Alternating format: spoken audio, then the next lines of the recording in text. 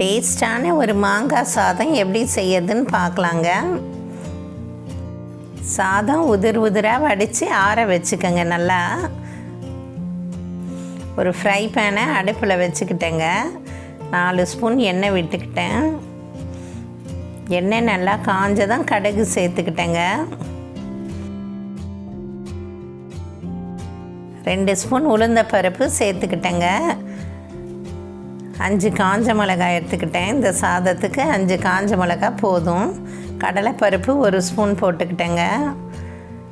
நல்லா பருப்பு செவக்க வறுத்து விட்டுக்குங்க. கருவேப்பிலையும் சேர்த்துக்கிட்டேன். வேர்க்கடலை ஒரு ஸ்பூன் சேர்த்துக்கங்க. எல்லாம் நல்லா கலந்து விடுங்க. மாங்காய் துருவி வச்சுக்கிட்டேங்க. தோல் சீவி அந்த மாங்காவை சேர்த்துக்கிட்டேன். நல்லா கலந்து விடுங்க. வதக்கிறதுலையே மாங்காய் வெந்துடும். சால்ட்டு சாதத்துக்கும் தேவையான அளவு சேர்த்துக்கலாங்க.